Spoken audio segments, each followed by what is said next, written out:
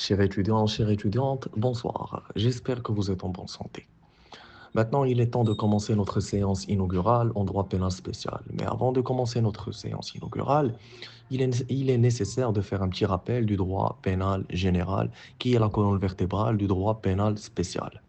Et aussi la colonne vertébrale de la politique pénale. Le droit pénal général, c'est une branche qui regroupe les principes fondamentaux de l'incrimination.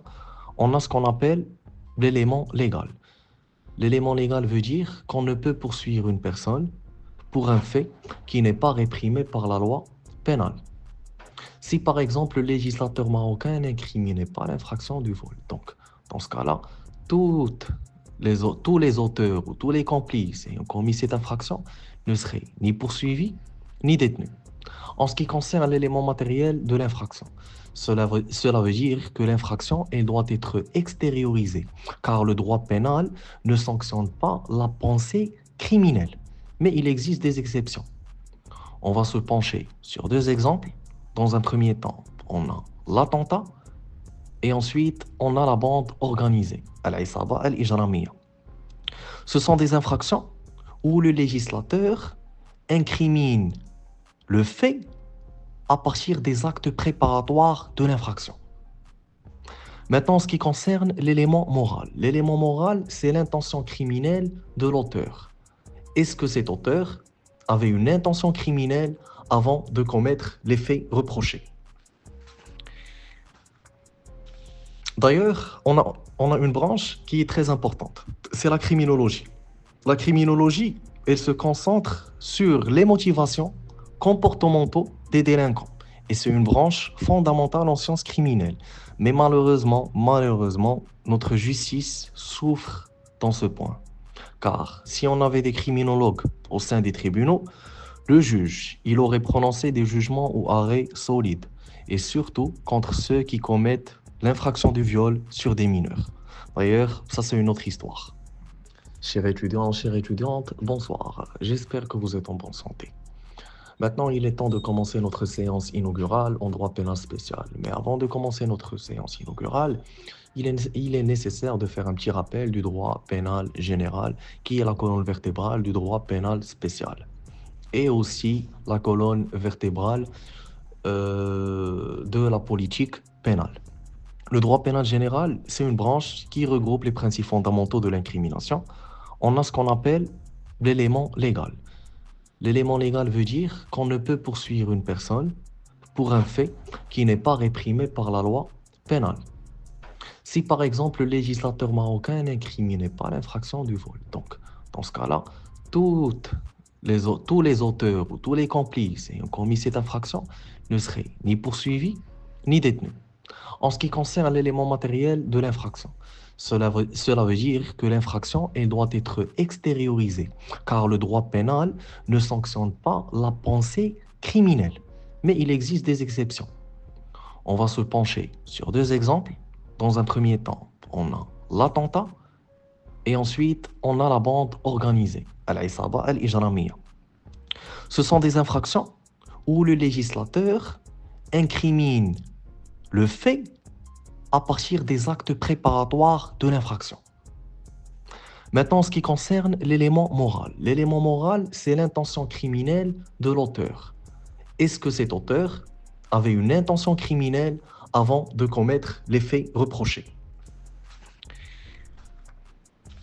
D'ailleurs, on a une branche qui est très importante. C'est la criminologie. La criminologie, elle se concentre sur les motivations comportementaux des délinquants. Et c'est une branche fondamentale en sciences criminelles.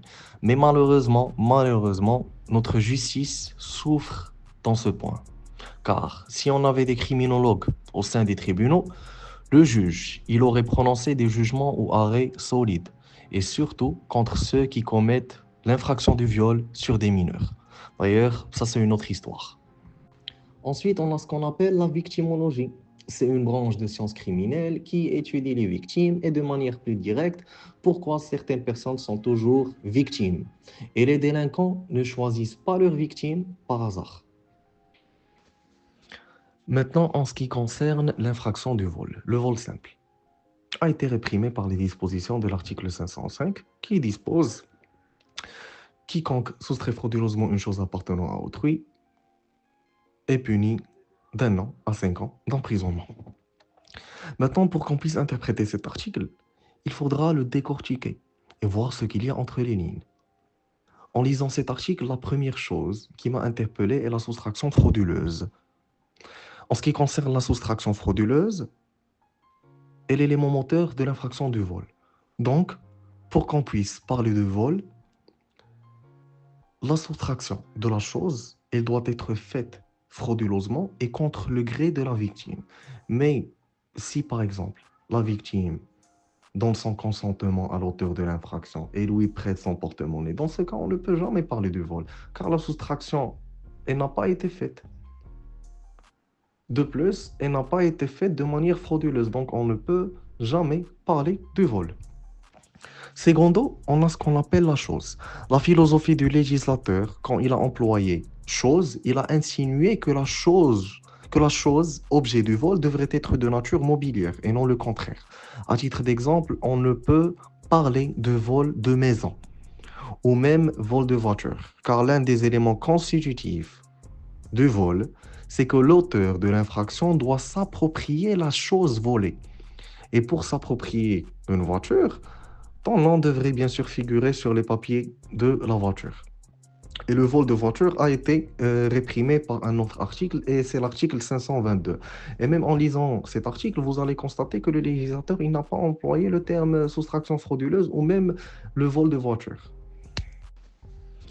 Maintenant, en ce qui concerne l'infraction du vol, le vol simple a été réprimé par les dispositions de l'article 505 qui dispose quiconque soustrait frauduleusement une chose appartenant à autrui est puni d'1 an à 5 ans d'emprisonnement. Maintenant, pour qu'on puisse interpréter cet article, il faudra le décortiquer et voir ce qu'il y a entre les lignes. En lisant cet article, la première chose qui m'a interpellé est la soustraction frauduleuse. En ce qui concerne la soustraction frauduleuse, est l'élément moteur de l'infraction du vol. Donc, pour qu'on puisse parler de vol, la soustraction de la chose, elle doit être faite frauduleusement et contre le gré de la victime. Mais si, par exemple, la victime donne son consentement à l'auteur de l'infraction et lui prête son porte-monnaie, dans ce cas, on ne peut jamais parler de vol, car la soustraction, elle n'a pas été faite. De plus, elle n'a pas été faite de manière frauduleuse, donc on ne peut jamais parler de vol. Secondo, on a ce qu'on appelle la chose. La philosophie du législateur, quand il a employé chose, il a insinué que la chose, objet du vol, devrait être de nature mobilière et non le contraire. À titre d'exemple, on ne peut parler de vol de maison ou même vol de voiture, car l'un des éléments constitutifs du vol, c'est que l'auteur de l'infraction doit s'approprier la chose volée. Et pour s'approprier une voiture, ton nom devrait bien sûr figurer sur les papiers de la voiture. Et le vol de voiture a été réprimé par un autre article, et c'est l'article 522. Et même en lisant cet article, vous allez constater que le législateur il n'a pas employé le terme soustraction frauduleuse ou même le vol de voiture. Maintenant, on va aborder ce qu'on appelle les circonstances atténuantes. On va prendre un exemple, le vol larcin. Le vol larcin qui est réprimé par l'article 506, et c'est le vol d'une chose faible de valeur et selon l'appréciation du juge dans certains cas. À titre d'exemple, le vol d'un jean ou plutôt d'un fruit. Mais si le vol larcin a été commis par l'une des circonstances aggravantes, le vol sera considéré comme étant un vol aggravé. Ensuite, on a ce qu'on appelle l'immunité familiale. C'est le vol qui est commis entre les ascendants et les descendants. Et ce sont des cas où on ne peut poursuivre la personne que sur plainte de la partie lésée. Et pour s'y faire, le lien de famille est nécessaire. On a deux articles. On a l'article 534 et l'article 535 du Code pénal. Ensuite, on a ce qu'on appelle les empêchements définitifs. Ce sont des empêchements qui mettent fin aux poursuites. On a dans un premier temps l'amnistie, liée à la fouche. On a l'abrogation de la loi pénale, la grâce royale, la conciliation et dans des cas qui sont prévus à titre limitatif par le Code de procédure pénale, on a la mort de l'auteur de l'infraction, mais la poursuite sera toujours engagée envers les complices et les co-auteurs s'il en existe. Et d'ailleurs, l'action publique elle sera éteinte vis-à-vis de l'auteur, mais la victime, elle peut toujours demander des réparations en mettant au